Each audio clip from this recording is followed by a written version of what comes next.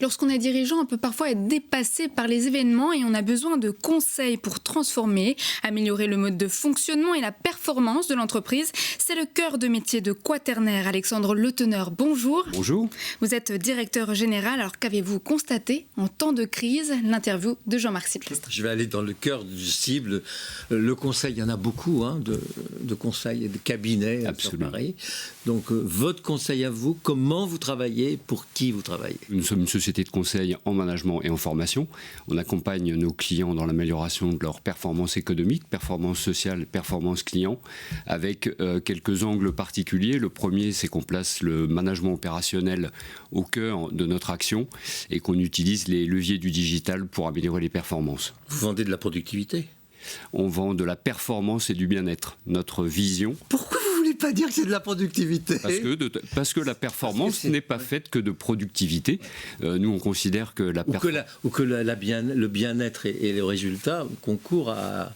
Alors, la performance, pour nous, elle est durable quand elle est à la fois économique, client, social et sociétal. La crise a révélé des nouveaux besoins? La crise, bien évidemment, a fait évoluer les modes de management puisqu'elle a obligé les entreprises à se rapprocher fortement de leurs collaborateurs qui étaient mis sous pression et qui vivaient des conditions difficiles et donc à améliorer les pratiques de management individuel et collectif. C'est là qu'on s'est aperçu qu'il y avait dans les entreprises françaises en général une capacité de rebond et de résilience qui était forte. Il y a une capacité de rebond et de résilience, alors qui est variable selon les entreprises dans lesquelles on se trouve.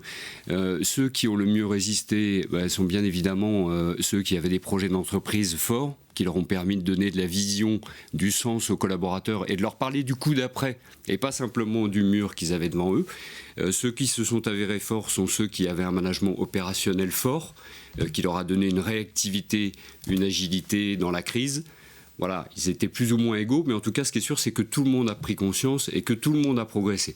J'ai vu que vous aviez 60 collaborateurs dans l'entreprise. Ce sont des collaborateurs à temps plein qui se consacrent totalement à l'entreprise, ou ce sont des freelances? Donc nous sommes 60 effectivement répartis sur Paris, Nantes et Lyon, et nous avons 80% au moins de notre activité qui est assurée en interne. On a fait le choix d'une expertise intégrée, qui est une façon de la cultiver. Donc ça veut dire que vous intervenez dans l'entreprise avec des contrats à long terme ou des one-shot? Alors, on intervient avec des contrats qui généralement s'opèrent dans la durée, puisqu'on accompagne nos clients dans leur transformation. Des abonnements sur un an, par exemple? On ne vend pas des abonnements. Nous ne sommes pas une application qui vend des abonnements sur un an, mais on construit tous nos projets sur mesure. Généralement, on démarre avec une phase relativement courte pour faire connaissance, découvrir les enjeux des clients et les problématiques sur lesquelles il va falloir travailler. Et ensuite, on est amené à accompagner nos clients dans la durée, dans le but d'obtenir des résultats, mais dans le but également de prendre le temps de les rendre autonomes pour pérenniser.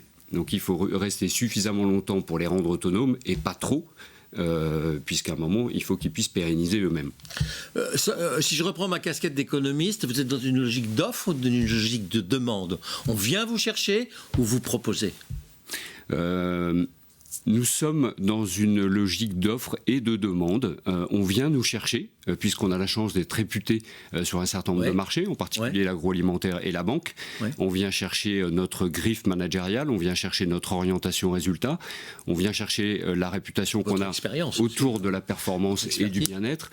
Et bien évidemment, les entreprises de conseil sont soumises à des variations d'activité qui sont très corrélées au marché et ont besoin elles-mêmes d'avoir une logique d'offre, c'est-à-dire d'être en innovation, en proposition. Tout l'aspect RSE, bien-être, tout ça dans l'entreprise, ça n'a absolument pas été mis entre parenthèses à la faveur du Covid, au contraire. Non, je pense qu'au contraire, ça l'a renforcé.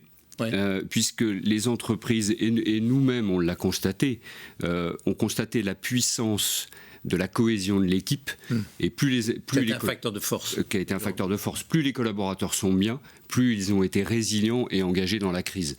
Et plus l'entreprise est orientée sociétalement, plus elle avait la capacité à donner de sens. Quaternaire, ça s'appelle. Merci. Merci Alexandre Leteneur. Je rappelle que vous êtes directeur général de Quaternaire, développeur de performance durable des entreprises.